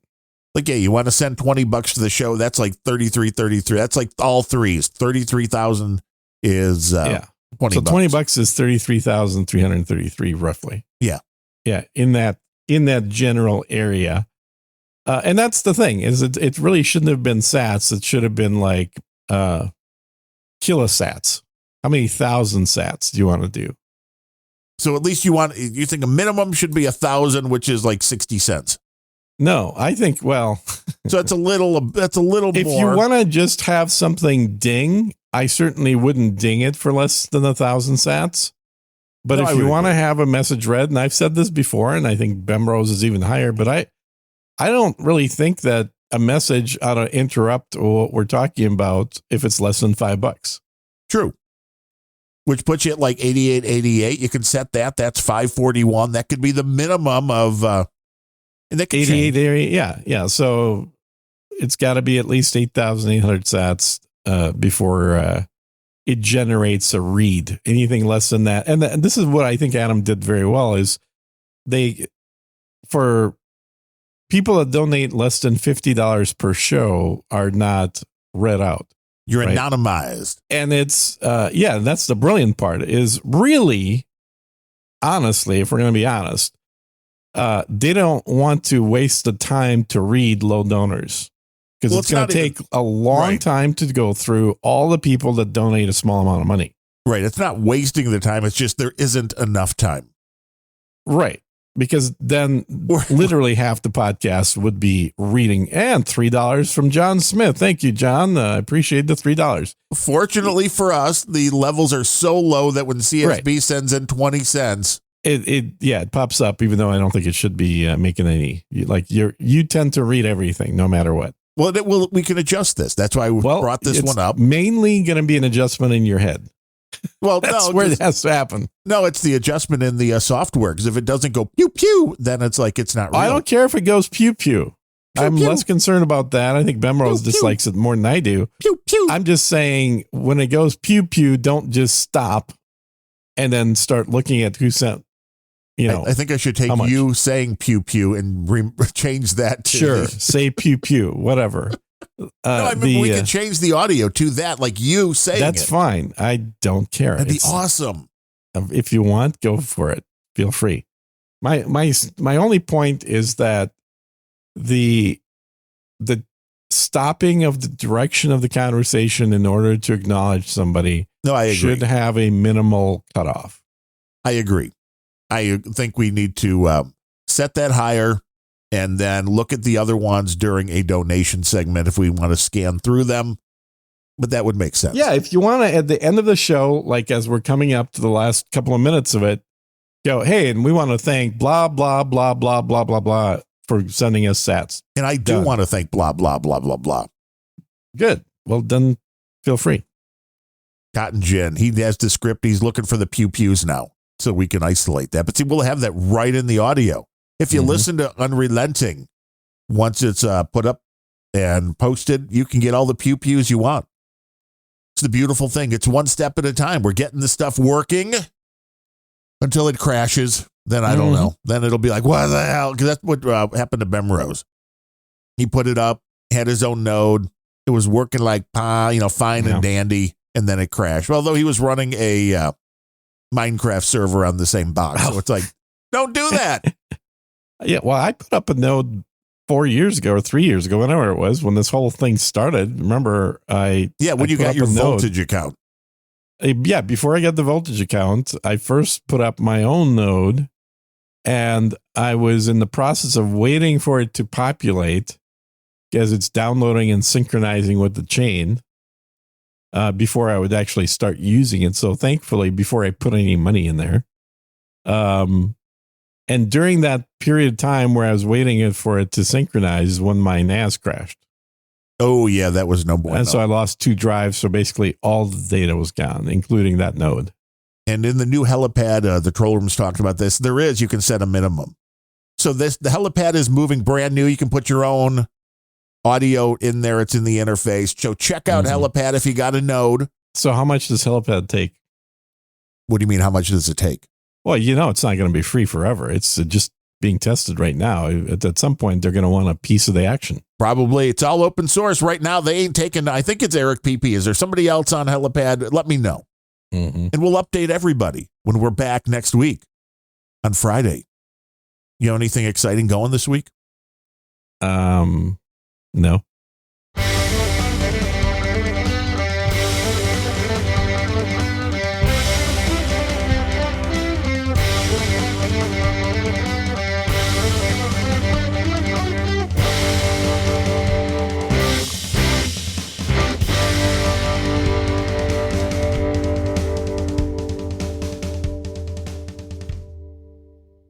It's not that big.